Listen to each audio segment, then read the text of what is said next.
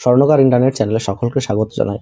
বন্ধুরা, আজকে আমরা আলোচনা করব 2025 সালে যে রেলওয়ে গ্রুপ ডির নোটিশটি প্রকাশিত হয়েছে, সেই নোটিশে টোটাল 30,000 সামথিং কিন্তু পোস্ট রয়েছে। কোন কোন জোনে কতগুলি শূন্যপদ রয়েছে, এই 30,000 যে ভ্যাকান্সি বেরিয়েছে, কলকাতার জন্য কত ভ্যাকান্সি রয়েছে, চেন্নাই জন্য কত ভ্যাকান্সি রয়েছে, গুয়াহাটি জন্য কতগুলি ভ্যাকান্সি রয়েছে, সেগুলো কিন্তু আমরা এই ভিডিওর মাধ্যমে জানবার চেষ্টা করব। এছাড়া আমরা জানবার চেষ্টা করব যে ভ্যাকান্সি কি সামনে বাড়তে চলেছে, বাড়লে কত ভ্যাকান্সি হতে পারে সম্ভাব্য, রেলে এখনও কতগুলি শূন্যপদ গ্রুপ ডির বাকি রয়েছে। এছাড়া যে সমস্ত স্টুডেন্টরা গ্রুপ ডির জন্য দীর্ঘদিন পড়াশোনা করছে এবং নতুন কিছু স্টুডেন্ট রয়েছে, তারা কত টার্গেট, মোটামুটি টার্গেটেড স্কোর কত নিয়ে চলবে সামনে, সেটা নিয়ে আলোচনা করা হবে এই ভিডিওর মাধ্যমে। তা সকলকে অনুরোধ করবো ভিডিওটি স্কিপ না করে সম্পূর্ণ দেখবার জন্য। প্রথমে আমরা আলোচনা করব যে কোন কোন জোনে কতগুলি শূন্যপদ রয়েছে সেটি নিয়ে। প্রথমে যে জোনটি রয়েছে ওয়েস্টার্ন রেলওয়ে মুম্বাই, এটি কিন্তু একটা ভালো জোন। ওয়েস্টার্ন রেলওয়ে মুম্বাইতে মোট শূন্যপদ রয়েছে 4,672টি। এর মধ্যে ইউআরদের জন্য সংরক্ষিত রয়েছে 1,892টি, এসসিদের 701টি, এসটিদের 351টি, ওবিসিদের 1,261টি এবং ইডব্লিউএস ক্যান্ডিডেটদের জন্য সংরক্ষিত রয়েছে 467টি। নেক্সট যে জোন রয়েছে সেটা হচ্ছে নর্থ ওয়েস্টার্ন রেলওয়ে জয়পুরে মোট শূন্যপদ রয়েছে 1,433টি, UR 797, SC 191, ST 77, OBC 217, EWS 151। Next যেটি আলোচনা করবো আমরা সেটা হচ্ছে সাউথ ওয়েস্টার্ন রেলওয়ে হুগলি। এখানে মোট শূন্যপদ রয়েছে 503টি, খুবই সামান্য শূন্যপদ।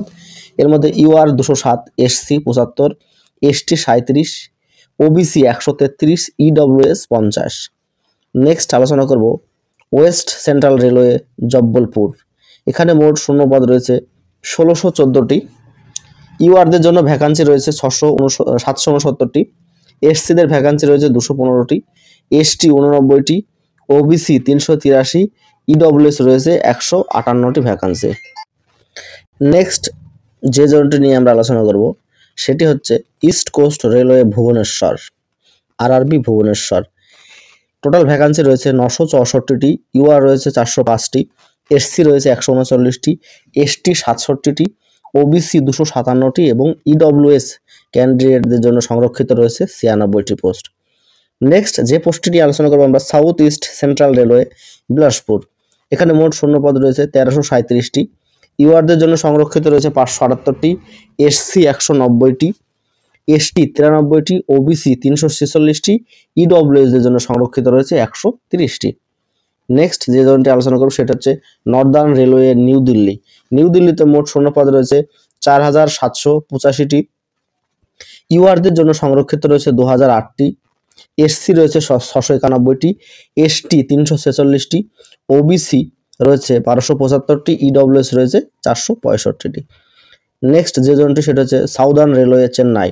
মোট শূন্যপদ রয়েছে 2,694টি, UR 1089, SC 397, ST 228, OBC 698, EWS 279। Next যে জোন রয়েছে সেটা হচ্ছে গোরক্ষপুর নর্থ ইস্টার্ন রেলওয়ে। মোট শূন্যপদ রয়েছে 1370টি, UR 598, SC 215, ST 134, OBC 285, EWS 122। Next North East Frontier Railway Guwahati, শূন্যপদ রয়েছে 2,048টি, UR 828, SC 309, ST 153, OBC 552, EWS 206টি। তারপরে নেক্সট যে রয়েছে সেটা হচ্ছে আমাদের কাছাকাছি যে রেলওয়ে রয়েছে ইস্টার্ন রেলওয়ে কলকাতা। মোট শূন্যপদ রয়েছে 1,817টি, ইউআরদের জন্য সংরক্ষিত 767টি, SC 262, ST 144, OBC 477, EWS 161। Next রয়েছে সেন্ট্রাল রেলওয়ে মুম্বাই মোট শূন্যপদ রয়েছে 3,244টি, ইউআরদের জন্য সংরক্ষিত 1,395, এসসি 480, এসটি 257, ওবিসি 845 এবং ইডব্লিউএসদের জন্য সংরক্ষিত রয়েছে 267টি পোস্ট। নেক্সট যে জোন রয়েছে সেটা ইস্ট সেন্ট্রাল রেলওয়ে হাজিপুর। মোট শূন্যপদ রয়েছে 1,251টি, ইউআরদের জন্য সংরক্ষিত 518, এসসি 186, এসটি 92, ওবিসি 333, ইডব্লিউএস হচ্ছে 122। নেক্সট জোন হচ্ছে নর্থ সেন্ট্রাল রেলওয়ে প্রয়াগরাজের মোট শূন্যপদ দিয়েছে 2020টি, ইউআরদের জন্য সংরক্ষিত 988টি, এসসিদের জন্য সংরক্ষিত 229, এসটি 190, ওবিসি 413, ইডব্লিউএস 189।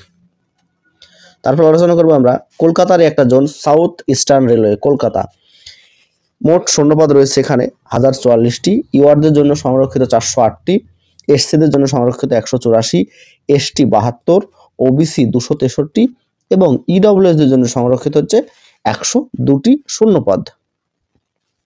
তারপরে আছে সাউথ সেন্ট্রাল রেলওয়ে সেকেন্দ্রাবাদ, এখানে মোট শূন্যপদ রয়েছে 1642টি, ইউআরদের জন্য সংরক্ষিত 710টি, এসসিদের জন্য সংরক্ষিত 235, এসটি 144, ওবিসি 415, ইডব্লিউএস 136। মোটামুটি এই ছিল জোন সেকেন্দ্রাবাদে লাস্ট কলমের ছিল। তো বন্ধুরা, তোমরা ভেবে চিন্তে কিন্তু ফর্ম ফিল আপটি করবে। এটা জেনে দেখবে যে অনেক সময় কিন্তু জোন চুজের ওপরে কিন্তু চাকরি হয়ে থাকে। হঠকারী সিদ্ধান্ত না নিয়ে তোমরা সুস্থ মেজাজে জোন সিলেক্ট করবে। অনেক ভালো স্টুডেন্ট আমরা দেখেছি এর আগে 2018, 19, 14, 15 তে অনেক স্টুডেন্ট জোন ভাগের জন্য মানে জোন চুজের জন্য কিন্তু চাকরি পায়নি। সেই জন্য জোন চুজটা একটা ভাইটাল ফ্যাক্টর। তোমরা তোমাদের মতো বিভিন্ন যে সমস্ত ইউটিউব চ্যানেল রয়েছে, বিভিন্ন জায়গায় বিভিন্ন তথ্য সংগ্রহ করার পরেই তবেই তোমরা কিন্তু ফর্ম ফিল আপটি করবে। এরপরে নেক্সট যে আলোচনাটা করবো সেটা হচ্ছে ভ্যাকান্সি কি বাড়তে পারে। ভ্যাকান্সি কিন্তু বাড়ার সম্ভাবনা রয়েছে প্রবল, কিন্তু খুব বেশি ভ্যাকান্সি কিন্তু বাড়বে না। যদি ভ্যাকান্সি বাড়ে সেটি খুব জোর 50+ হতে পারে, তার বেশি কিন্তু ভ্যাকান্সি আসবে না।